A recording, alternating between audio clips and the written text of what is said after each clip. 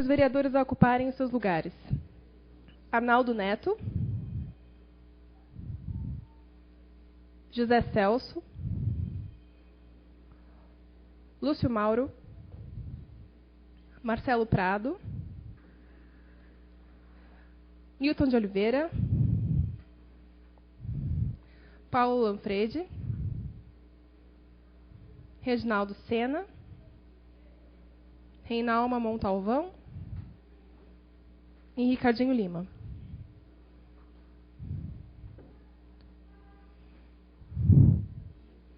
Convido o presidente da Câmara Municipal de Caçapava, excelentíssimo senhor Milton Garcês Gandra, para ocupar o seu lugar à mesa. Convido os senhores vereadores Sena e Ricardinho para conduzirem os integrantes da mesa de honra. Para compor a mesa de honra, convido a senhora Maria Tereza, secretária da Cidadania, representando neste ato o excelentíssimo senhor Henrique Rinco, prefeito de Caçapava. Senhora Carmen Geni da Silva, homenageada desta noite.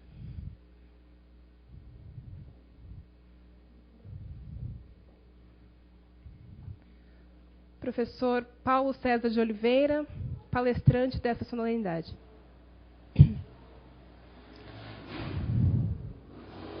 Senhor Cleiton Martinelli, representando a OAB de Caçapava.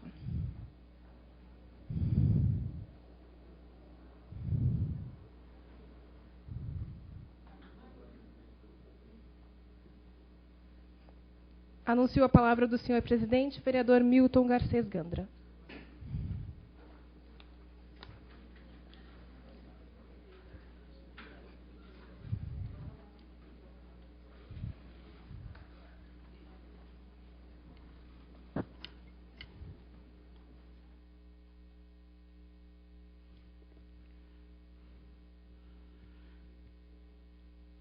Boa noite, componentes desta mesa, vereadores, senhoras e senhores. Essa solenidade foi convocada com base na Lei número 4.973 de 2010, de autoria da vereadora Reinalma Montalvão. Sob a proteção de Deus, eu a declaro aberta.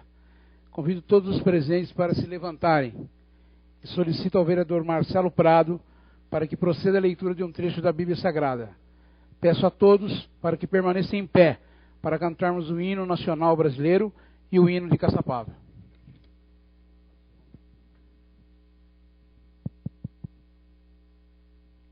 Por determinação do senhor presidente, estarei lendo no livro de Eclesiastes, capítulo 9, versículo 17 da Bíblia Sagrada. As palavras calmas dos sábios são mais bem ouvidas que os gritos de um chefe entre os insensatos.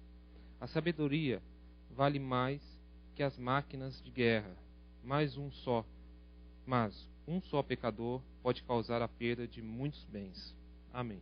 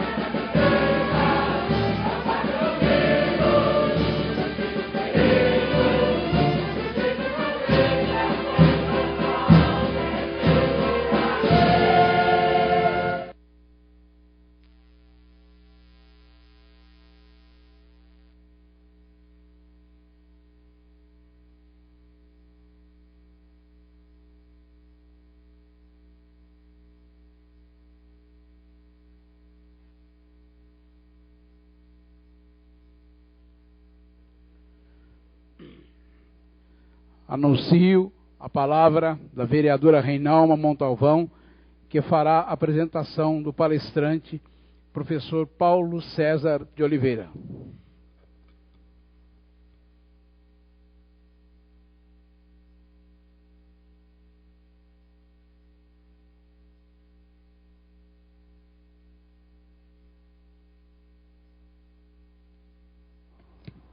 Boa noite, senhor presidente, no qual cumprimento os membros da mesa.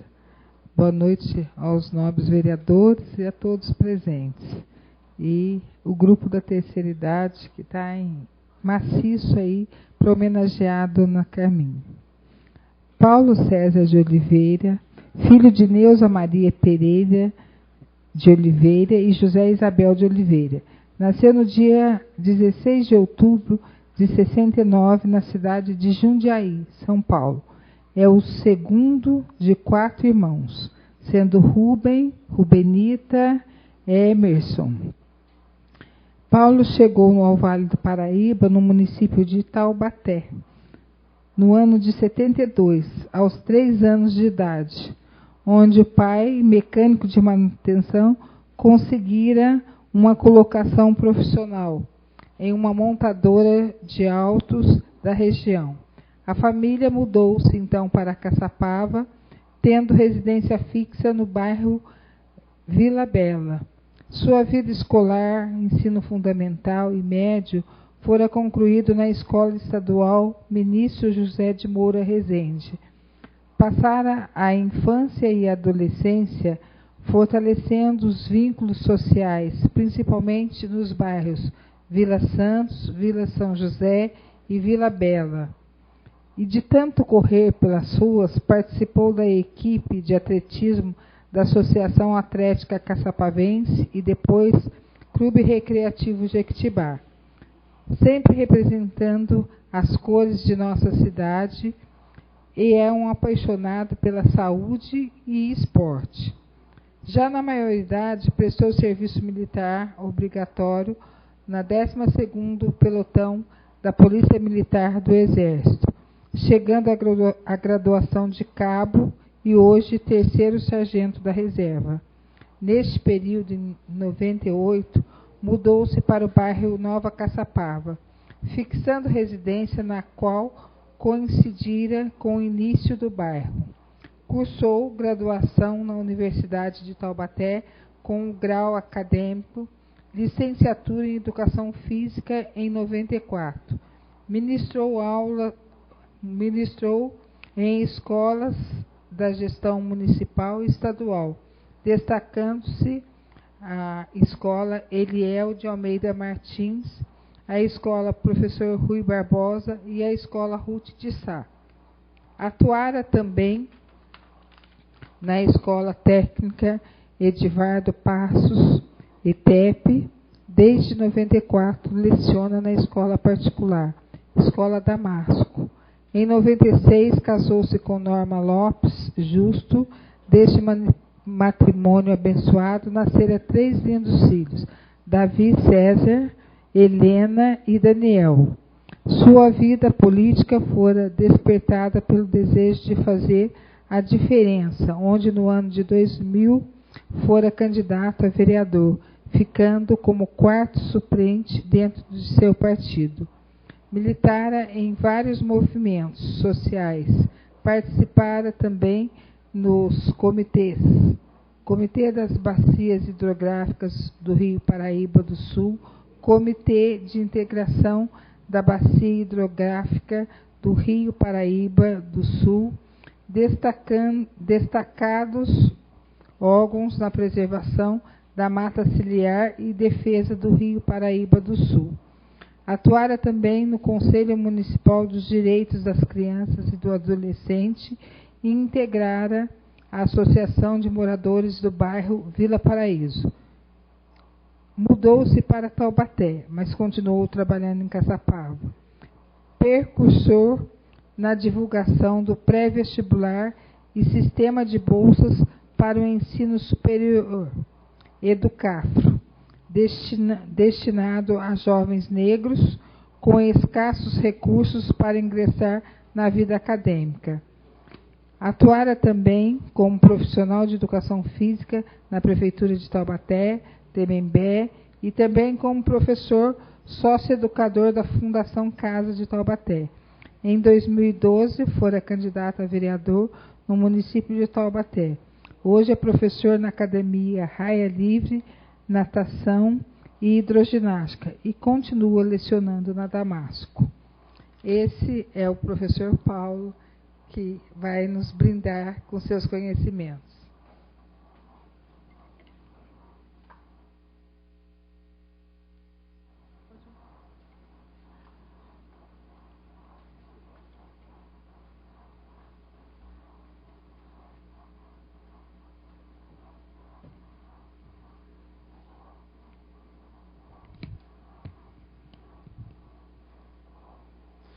Senhor presidente, cumprimento o senhor presidente e todas as autoridades presentes na mesa, nobres edis, convidados da dona Carmen, né, parentes, familiares da dona Carmen homenageada, e também os meus familiares e os nossos convidados.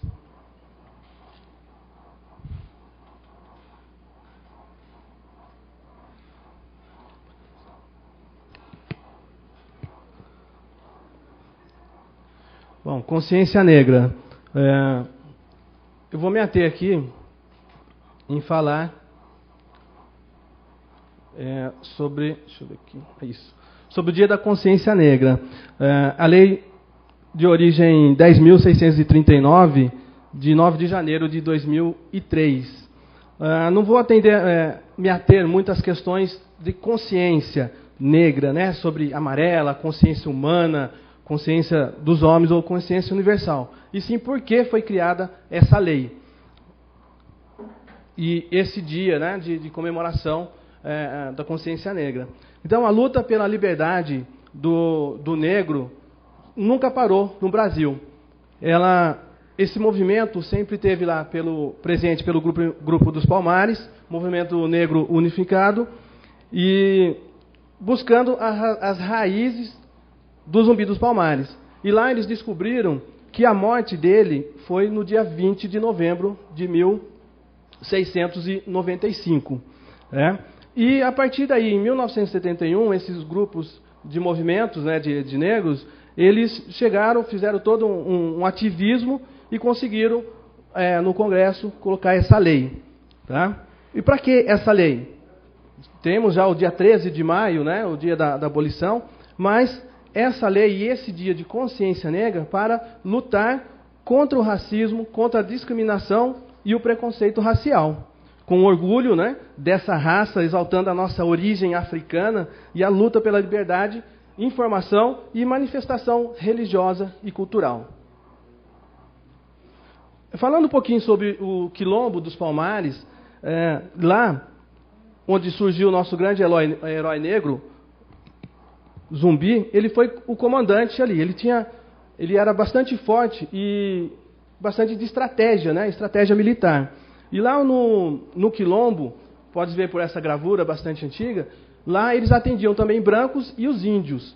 Né? E teve mais de 35 mil habitantes nesse Quilombo. Eles tinham a produção toda da alimentação, dividiam entre eles, e o que sobrava eles vendiam na cidade. Então aí que estava sendo o problema, né, naquele momento, o problema financeiro. Mas o governo, o governo colônia, ele propôs ali uma trégua, né? Antes do Zumbi, quem comandava era o Gangazumba. E o governo de Pernambuco, ele propôs uma trégua para o Gangazumba. E o Gangazumba queria parar com aquela coisa toda, né? Com aquela briga, com aquelas guerras. E aconteceu que o governo traiu o Gangazumba, ele morreu envenenado, e nesse período o Zumbi assumiu, né? E o governador de Pernambuco, ele contratou o Bandeirante, o nosso grande exterminador, não, exterminador do futuro não, exterminador de índios, tá? Os Bandeirantes, assim como a gente comemora aqui no estado, né? O Domingos Jorge Velho, para atacar o Quilombo. Então não foi fácil essa briga, essa guerra, durou mais ou menos uns 4 anos, e eles foram atacados por todos os lados, tá? Lá na Serra da Barriga, no Quilombo. Então a gente, mais ou menos assim, seria a Serra aqui do Mar, Caraguatatuba, ou lá em Campo de Jordão, mais ou menos essa parte geográfica. Então era muito difícil o acesso, mas o Bandeirantes, o Domingos Jorge Velho, ele foi lá e atacou por todos os lados. Então morreram muita gente, mais ou menos uns 15 mil negros. E lógico também os bandeirantes.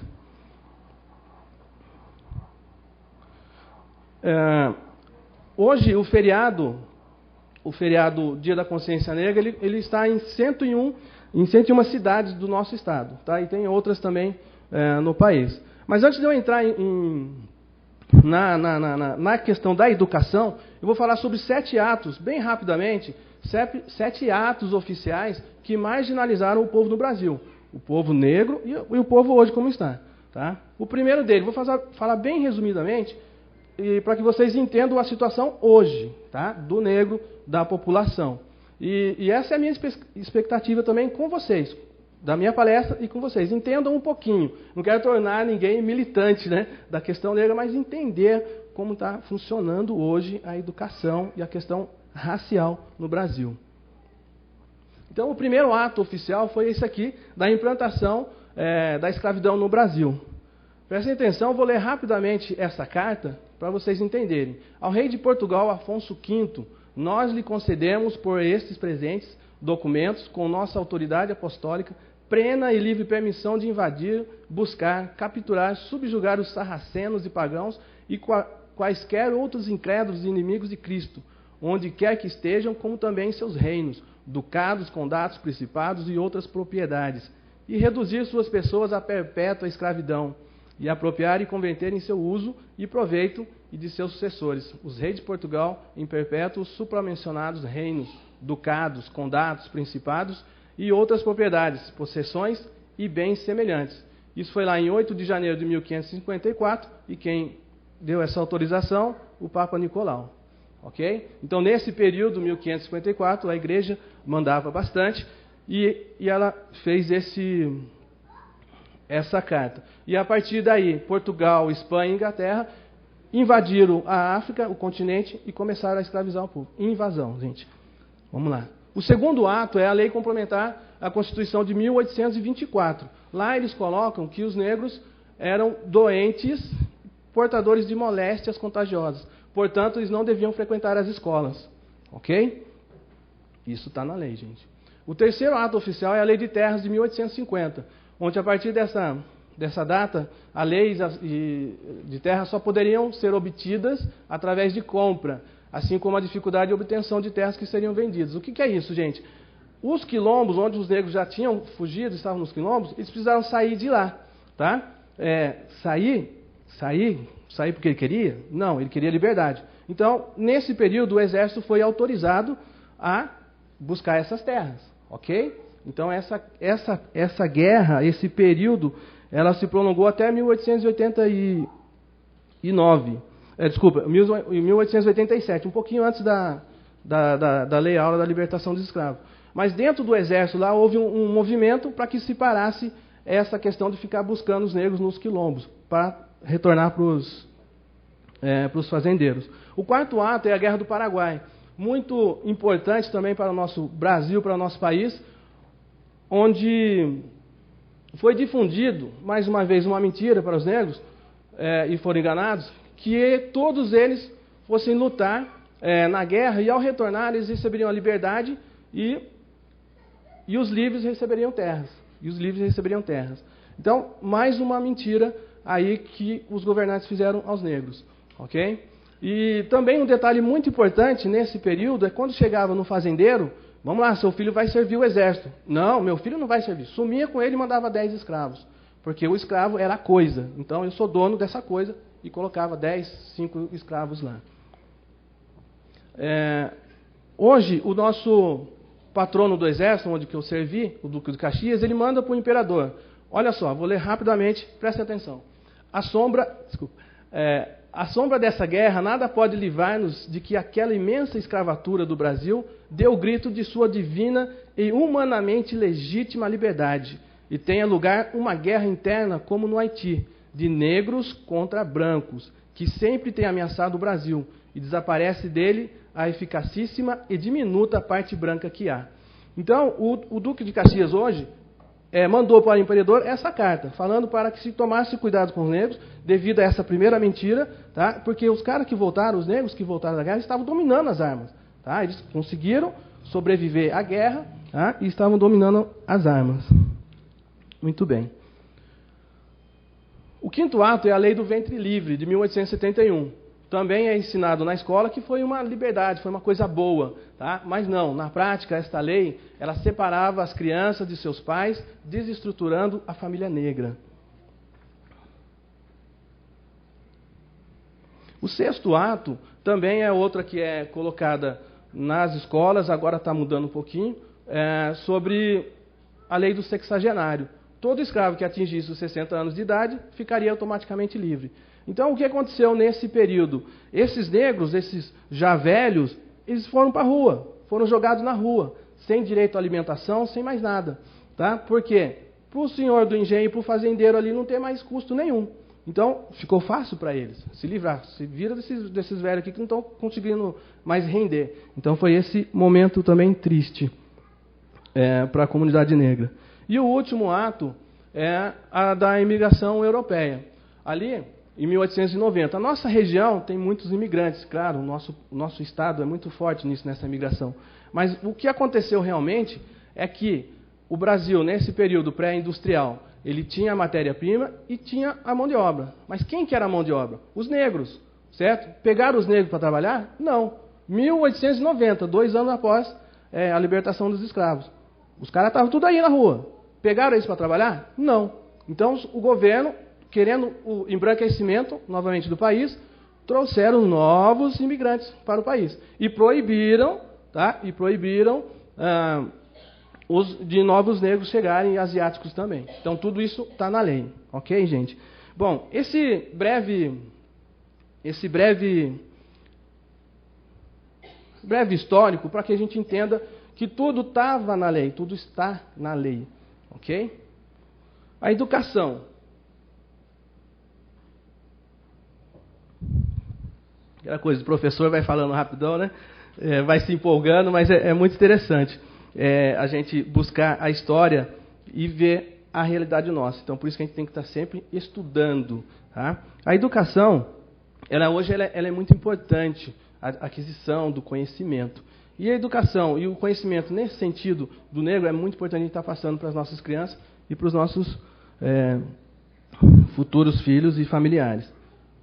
Dentro da educação, criou-se as ações afirmativas. O que são as ações afirmativas? São políticas públicas feitas pelo governo ou pela iniciativa privada com o objetivo de corrigir desigualdades raciais presentes na sociedade acumuladas ao longo dos anos. Tá? E as ações afirmativas no Brasil, ela também não deve ser vista como algo preconceito, né? Ela deve tratar os desiguais de forma desigual. Então, por isso, ter cotas, né? Cotas é a ação afirmativa mais conhecida. E ela não deve ser vista como um benefício ou algo injusto. Ok? O que a gente já conhece de cotas? Gostaria de citar um exemplo sobre as cotas para as mulheres na política. Ok? Foi lá em 92, criou-se essa cota. Por quê? Nesse período antes, de 92, 96, que foi o primeiro período, as mulheres, elas eram 176 prefeitas e com as cotas chegaram a 300, a passar de 300.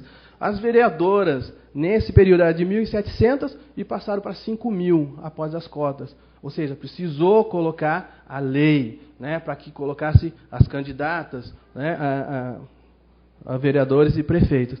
E também tivemos ali os portadores de deficiência, né, de necessidades especiais. Nisso também, em relação às cotas, por várias brigas e lutas, tivemos aí o Vale Transporte, Vale Refeição, Cesta Básica e outros. Então, ao debater as cotas para negros nas universidades, que é o ponto que a gente vai chegar da educação agora, tá? A gente vê, com esse histórico que eu apresentei a vocês, que o Brasil colonial percebeu que o processo de escravidão criou desigualdades, e desigualdades sociais, e que são presentes até hoje, mesmo após 127 anos. Como já mencionei, as cotas para as mulheres. Bom, dentro da educação, o que a gente buscou? O que a gente tem hoje para trabalhar com a educação? Então, essa entidade, a Educafro, a Educação e Cidadania de Afrodescendentes e Carentes, é uma rede de cursinhos pré-vestibulares e comunitários mantida pelo Serviço Franciscano de Solidariedade e uma associação de sociedade civil sem fins lucrativos. Então, ela surgiu lá na Bahia. Da Bahia, ela veio para o Rio de Janeiro, onde o objetivo era colocar os jovens negros na universidade, estudando o curso que ele quisesse, porque a partir dessa educação, desse estudo, melhorava a situação da família dele e dos seus integrantes.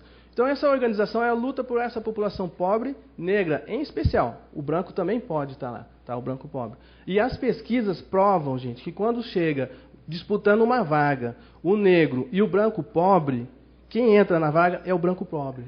Tá? Não sou eu que estou falando, é o IBGE, é o IPEA, todos esses institutos. Ok? E se a gente colocar a mulher também, a mulher negra, a renda dela vai ser mais abaixo ainda. Então, portanto, precisamos trabalhar por isso, pela educação.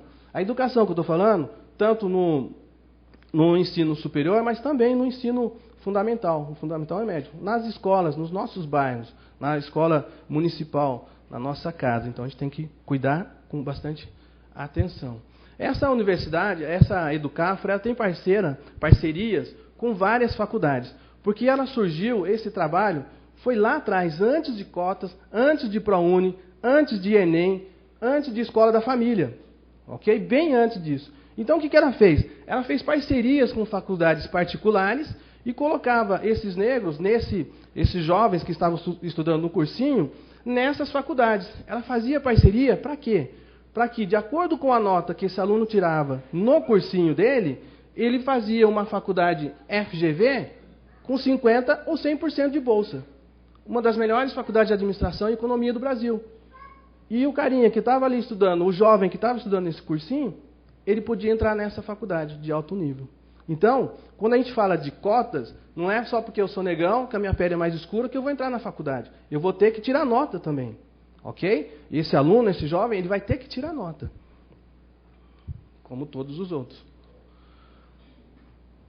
Muito bem, eu conheci aqui a Educafro em Caçapava, eu acredito que ela surgiu mais ou menos em 2000, aproximadamente, né, na escola João Gonçalves Barbosa, aqui no Estadinho. Ela esteve funcionando em vários locais, cedidos pela comunidade, e em 2000 foi quando eu entrei em contato com esse cursinho, fui convidado por um dos alunos, que vocês vão ver já já, e comecei a ajudar na coordenação. Como vocês sabem, eu sou professor de Educação Física, as minhas aulas que eu dava lá eram aulas de cidadania. Esses primeiros 7 atos que eu falei, eu passava para os alunos lá. E a própria entidade passa no Brasil todo.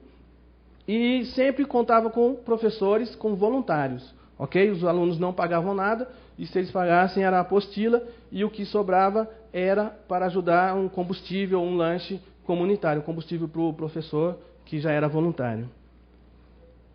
Desse cursinho, a gente teve vários formandos, ok?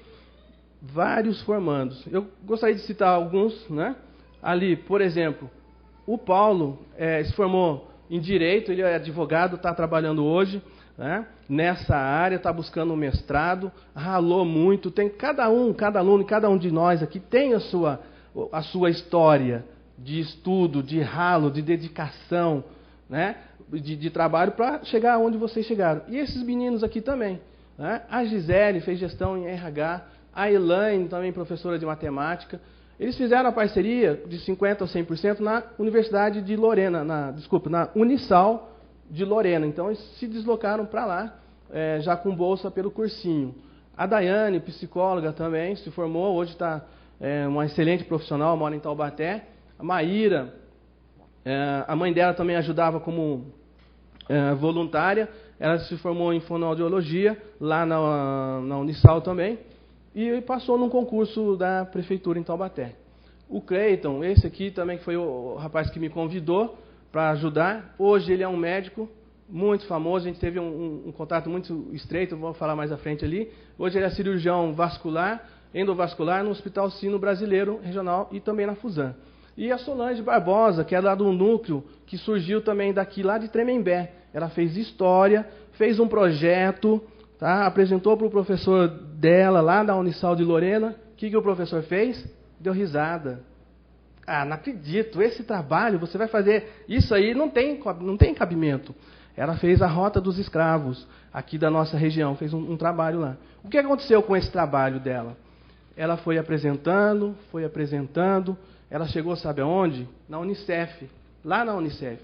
Hoje ela é representante da América do Sul, representante do Brasil, por esse trabalho que ela fez. Então ela está estudando a Rota dos Escravos dos Negros aqui no Brasil. E a Secretaria de Estado de Turismo aqui, do nosso estado, recebeu esse projeto dela e ela está trabalhando. Ela recebe estrangeiros mostrando aonde os negros estavam aqui no nosso Vale do Paraíba. Então, com isso, com estudo.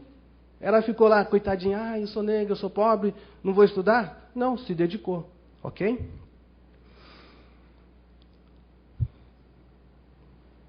Muito bem. Aqui.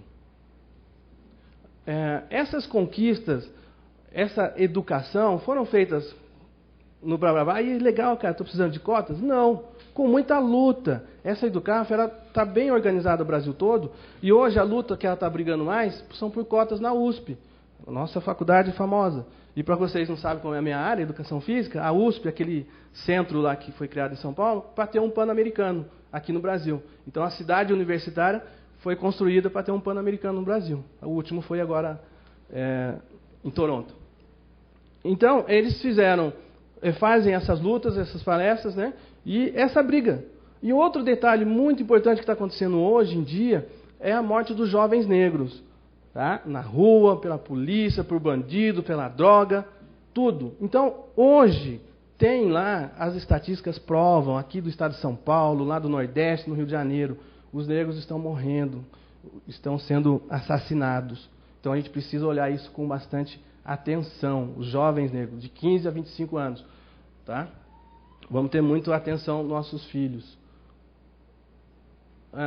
Outra briga muito tremenda, que foi muito importante, que a Educafro foi e participou, foi nas cotas para os concursos públicos. Isso um pouquinho lá atrás, já teve, já é fato isso, já é realidade, tá?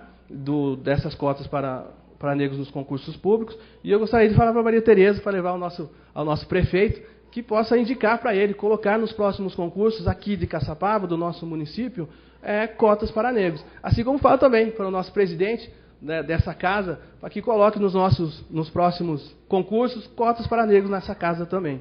Então, seguindo, né, a legislação federal, a cidade de Ubatuba já tem cotas.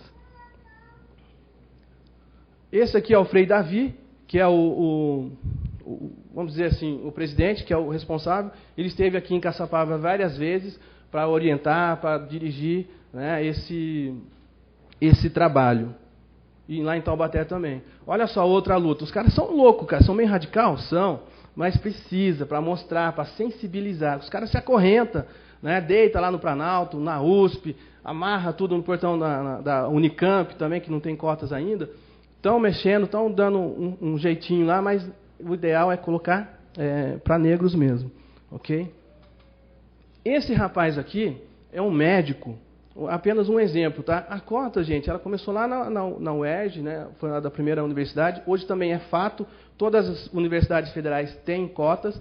ela pega 50% de quem estudou em escola pública e dentro desses 50% tem a cotas para negros e índios. Então esse rapaz aqui é um médico e ele prestou o concurso para ser diplomata lá no Palácio do Itamaraty.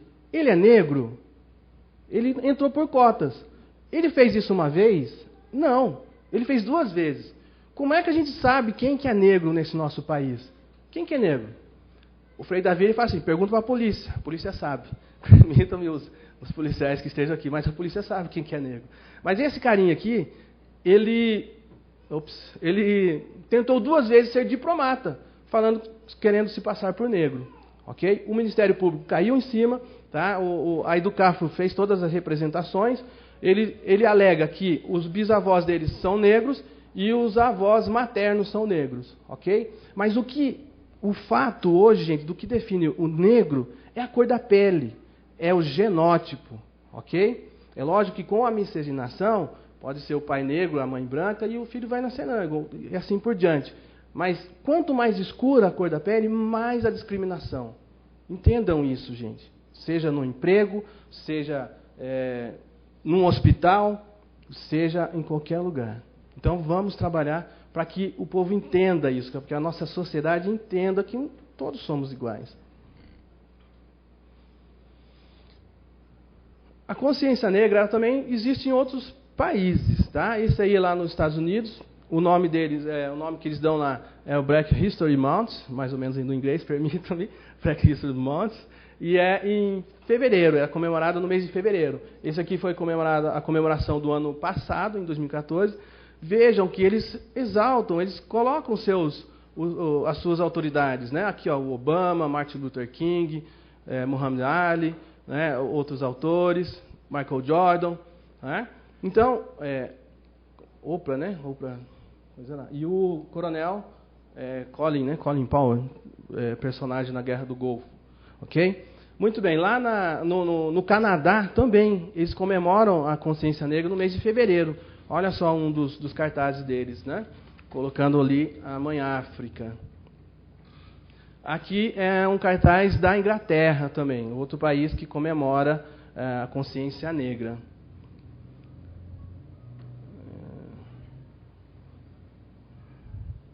A educação é a arma mais poderosa que você pode usar para mudar o mundo. Nelson Mandela.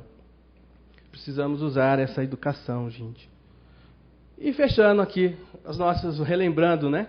E vendo as nossas autoridades, né? Uma homenagem aqui a todos esses que fazem parte da nossa vida. Aqui a Solange Barbosa, que eu falei de Tremembé, Luiz Gama, vou falar no finalzinho dele, Maju, lá do Fantástico, Dr. Creighton, esse carinha que me convidou para trabalhar, hoje está lá no Sino Brasileiro, vereador Celso, tá vendo? Nosso nobre Edil, Dona Alzira, que foi homenageada o ano passado, pastor José Isabel, meu pai, foi homenageado em 2013, vereadora Reinalma, autora desse projeto da Semana Consciência Negra, grande Azul, né, falecido, é isso mesmo, né, homenageado o ano passado, Dona Carmen, nossa homenageada agora, né, ministro Joaquim Barbosa, Thaís Araújo, vocês viram o problema que teve esses dias, né, Mandela, né, Gisele, que está aqui presente também na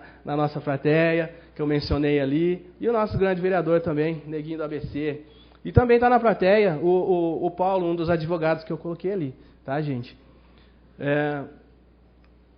O que a gente tem que fazer, gente? Vamos fazer hoje, vamos fazer agora.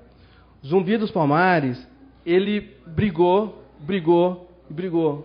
192 anos depois foi a abolição, certo? Esse carinha aqui, o senhor Luiz Gama, tem um histórico muito bonito. Resumindo, ele nasceu na Bahia, veio para o Rio de Janeiro, do Rio de Janeiro veio para Lorena, sendo vendido como escravo, e chegou em São Paulo, ele quis fazer Direito, a faculdade de Direito, lá no Largo São Francisco, conhecida hoje.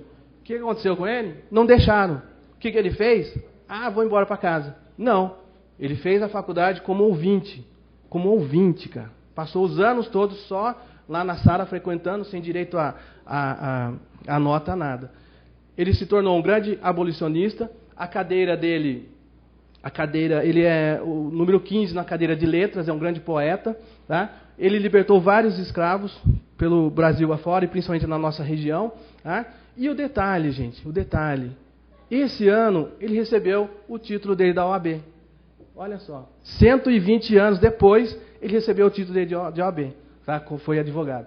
Então, é o que eu falei, a gente tem que trabalhar agora, certo? Vamos trabalhar, vamos ajudar, vamos incentivar quem quer estudar. Professor, eu estou querendo entrar na faculdade. Ô pai, que faculdade que eu faço? Incentive, tá? Não é pedir esmola, não, vai e estude. Ok, gente? A Semana da Consciência Negra é para isso, é para a gente motivar, para a gente ver esse negro, essa negra, esse jovem, para que ele cresça, que ele desenvolva e ajude todos ao redor dele e também a nossa sociedade. Muito obrigado, minha gente. Boa noite.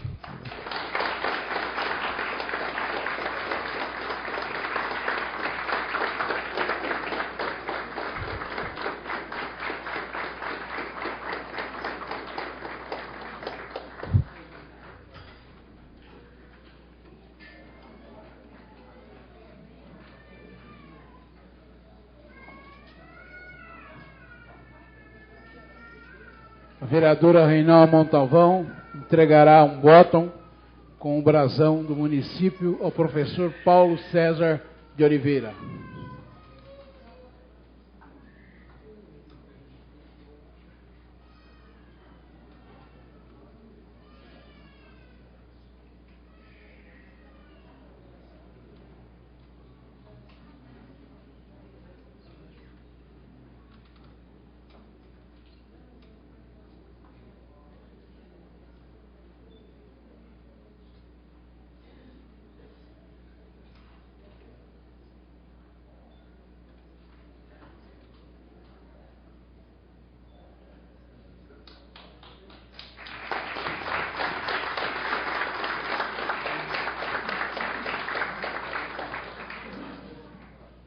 Anuncio a palavra da vereadora Reinalma, que fará a apresentação da homenageada, senhora Carmen Geni da Silva.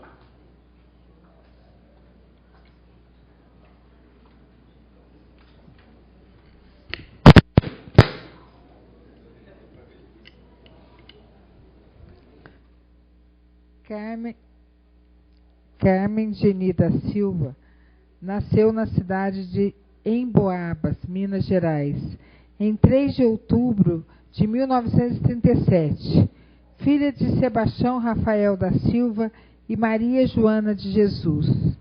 De acordo com o relato de seus pais, na noite de seu nascimento caiu uma tempestade. Seu avô, Romão Paulino da Silva, vendo-se impedido de sair em busca de ajuda, fez a promessa de colocar o nome da neta de Carmen, em honra a Nossa Senhora do Carmo, se a chuva parasse. Logo depois a chuva parou e a sua neta recebeu, assim, o nome de Carmen. Com 10 anos, seu pai entrou em uma profunda depressão que o impedia de sair de seu quarto. Sua mãe começou a trabalhar, mas ganhava pouco para o sustento de seus 19 filhos. Suas 2 irmãs mais velhas começaram a trabalhar. Carmen, vendo que mesmo com sua mãe e as 2 irmãs trabalhando, a necessidade permanecia, chegando às vezes a passar fome.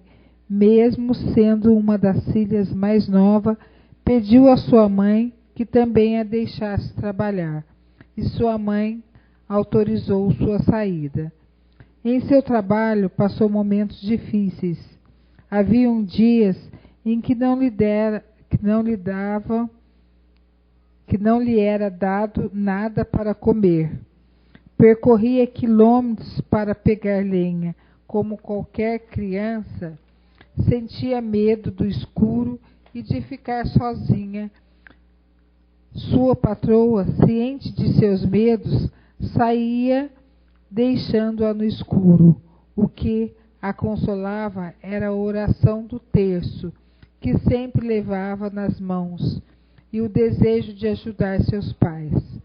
Após 2 anos de serviço, encontrou uma amiga de infância, que ao vê-la ficou muito assustada, pois ela estava muito magra e frágil, que logo em seguida foi à casa dos pais de Carmen e pediu a eles que a tirassem daquele trabalho, pois ela poderia morrer, e se comprometeu em levá-la para trabalhar na mesma casa que ela. Seus pais autorizaram, e foi assim que Carmen teve seu segundo trabalho. Nesse segundo trabalho se sentia melhor. Levantava às 5 horas para cumprir suas obrigações, tratar dos animais, arrumar a casa e ajudar na plantação. Com 14 anos, devido ao excesso de trabalho, ficou de cama, sem movimentos das pernas, no decorrer de 1 ano. Por milagre, voltou a andar, e logo em seguida voltou para o mesmo trabalho, onde conheceu seu esposo, José Veríssimo. E depois de 5 anos de namoro, casou-se na capela Nossa Senhora da Aparecida, na cidade de Pouso Real, Minas Gerais. Morou 7 meses com sua sogra, e depois de muito sacrifício, seu esposo construiu para eles uma casa feita de barro. Nessa casa tiveram 3 filhos, Jane, Lúcia e José Luiz. As 2 primeiras eram levadas ao trabalho junto à mãe, onde não lhe sobrava tempo para dar atenção, trocá-las ou alimentá-las, mesmo quando estavam doentes. Jane, a mais velha, já com 2 anos, gostava de ajudar a mãe nos serviços de casa e cuidar do pai quando estava doente. Um dia, Carmen, ao notar que essa filha não estava bem, saiu à procura de ajuda, sem sucesso. Ao voltar para casa, decidiu junto a seu esposo que Jane dormiria junto a eles. Logo após rezarem o terço, Jane tomou o terço das mãos da mãe e entregou a seu pai, e adormeceram. Logo pela manhã, ao chamá-la, notaram que sua filha havia falecido. Diante de tão grande dor, decidiram mudar-se para outra casa com seus 2 filhos, deixando para trás as lembranças e a casa que tinham construído com tanto carinho. Depois de 1 ano que sua filha faleceu, Lúcia, sua segunda filha, já com 3 anos, não andava, estava sempre muito doente. Em uma tarde, Carmen ouviu sua filha, que ao chamar por ela dizia: "Mãe, estou andando." Carmen, ao ver sua filha vindo ao seu encontro, agradeceu a Deus por aquele milagre que tanto esperava, e logo chamou seu esposo para contemplar aquele milagre. E depois de 3 horas, como já era de costume, fez sua filha dormir. Depois de colocá-la em seu berço, ouviu sua filha chamar por mamãe e papai. Constantemente, quando foi vê-la, notou que a mesma não estava bem. Carmen saiu à procura de ajuda novamente, sem sucesso. Parecia que aquela cena no dia da morte de sua primeira filha se repetia. Voltou desesperada para casa, onde depois de alguns minutos ela e seu marido notaram que havia perdido mais uma filha.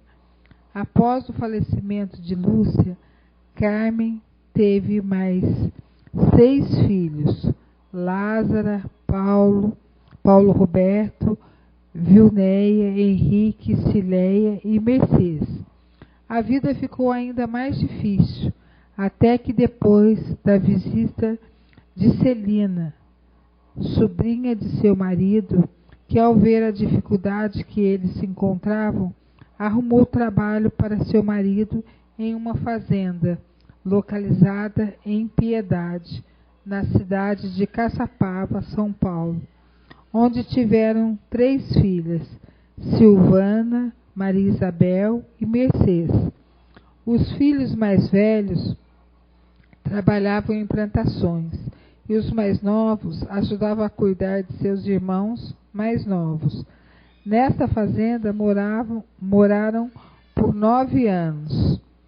Depois se mudou para um sítio localizado no bairro Vila Menino Jesus, em Caçapava.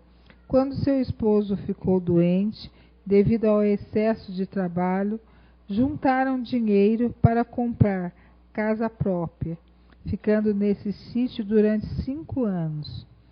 Mudaram para sua casa própria em 1993, no bairro da Piedade, onde seus filhos trabalhavam e ajudavam seus pais nas despesas da casa, onde reside até hoje e afirma ter vivido os momentos mais felizes de sua vida.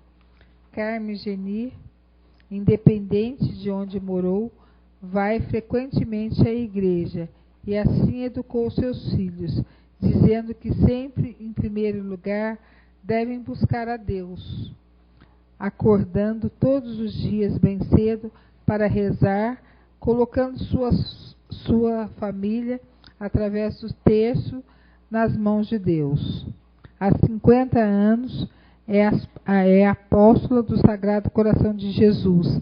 Há 15 anos é vicentina, ajudando os menos favorecidos. Ajuda instituições de caridade de cegos e de pessoa com câncer.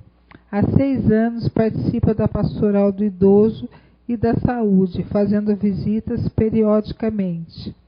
Há 15 anos participa da terceira idade da piedade, na qual, às quartas-feiras, prepara com muita alegria um bolo de fubá para compartilhar com os membros do grupo sua gratidão e dom. No decorrer desses anos, nota-se o importante papel deste grupo em sua vida, pois Carmen tem descobrido que ser idoso não é o término de vida, e sim pode se tornar o recomeço, onde viagens, desfiles, atividades e sua participação em coral têm lhe mostrado a alegria e vantagens de ser idoso. Dona Carmen, Carminha, como conhecida por todos, é uma pessoa que quem convive com ela sabe o quanto ela é especial, o quanto é uma pessoa que se doa e que se entrega a quem dela precisa. Deus abençoe e que a senhora continue assim, Dona Carminha.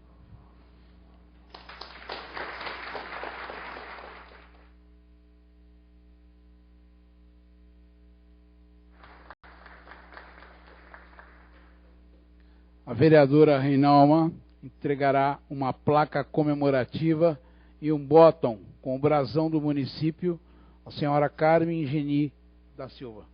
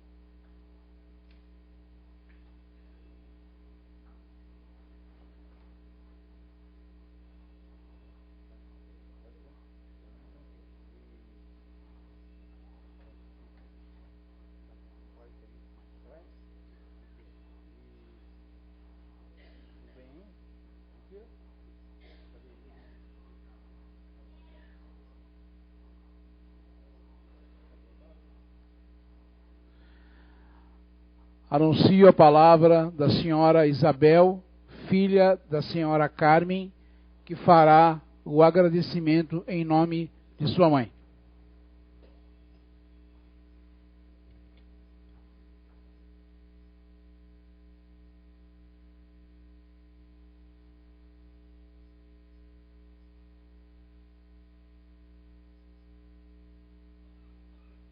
Senhoras e senhores, boa noite. Quero aproveitar a ocasião para agradecer a vereadora Reinalma Montalvão e, em nome dela, agradecer o presidente da Câmara e demais vereadores que, de acordo com a Lei 4.937, de 30 de agosto de 2010, instituiu a Semana Municipal da Consciência Negra, onde foi incluída a lei de homenagem. Nessa ocasião, homenagem realizada à minha mãe, que eu tanto amo.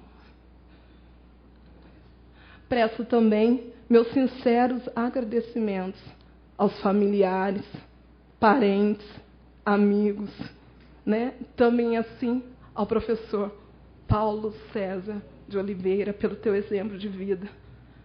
E também ao professor, responsável diretor do esquadrão, Felipe de Oliveira, por vocês doarem o seu tempo para poder conosco participar, e não somente participar, mas prestigiar esse momento que eu tenho certeza será inesquecível para minha mãe.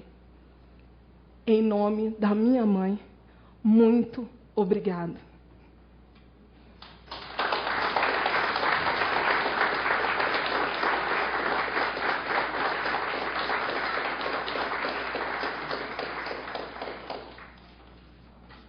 Nesse momento, os netos entregarão uma pequena lembrança à senhora Carmen.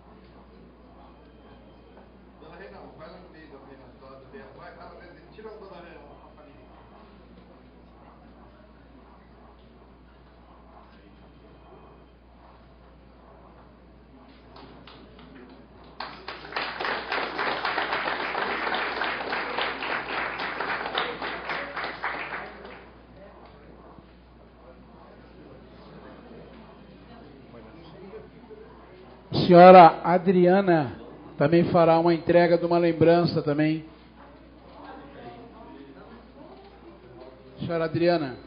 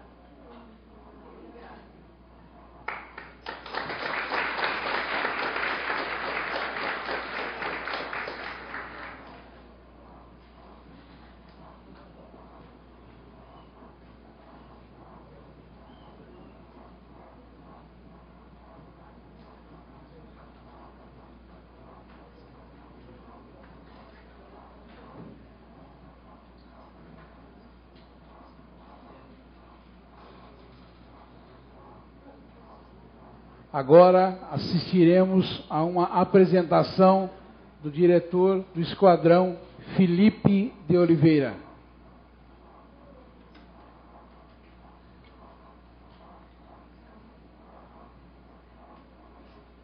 Agora, dona Carminha, um poema.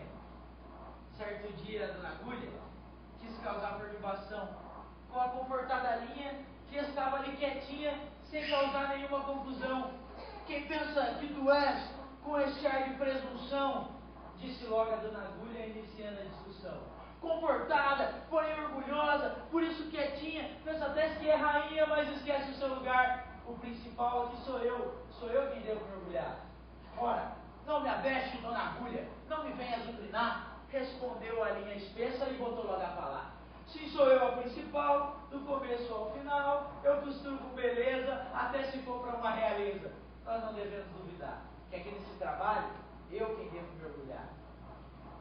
Ora, como és audaciosa, respondeu a dona Agulha. Pensa até por um instante que tu sabes costurar, mas esquece que sou eu que sempre estou a te guiar. Eu traço voltas em caminhos sem ter medo de errar. Penso até estar dançando sem ter hora para parar, mas tu sempre me interrompe, pois se prende em algum lugar. És ingênua, pobre Agulha, tu não sabes costurar. O que fazes são buracos, de um lado para o outro, daqui para colar, tu apenas abre alas para o imperador passar. Bem no meio do alvoroço, veja só o que sucedeu. Eis que o grande alfaiate, dona Carminha, decide costurar um trabalho elegante, um vestido deslumbrante. Com carinho, a agulhinha ajuntou, colocou-as no tecido e a dança começou. Veja só que magnífico refletia o seu poder. Não se tinha nem o que dizer. Naquele instante, a agulhinha a aprender uma lição. Só se tornam importantes quando estão na doce mão do singelo alfaiate, o autor da redenção. Nessa vida, meu, nem melhor e nem pior. Somos apenas ferramentas, almejando ser usado pelo grande Criador, que vê a todos por igual e nos dá igual valor. Nós precisamos aprender, parar de esquecer, de uma vez por todas entender que valor só vamos ter quando Deus, o grande Mestre, nos usar em seu poder. Deus abençoe você.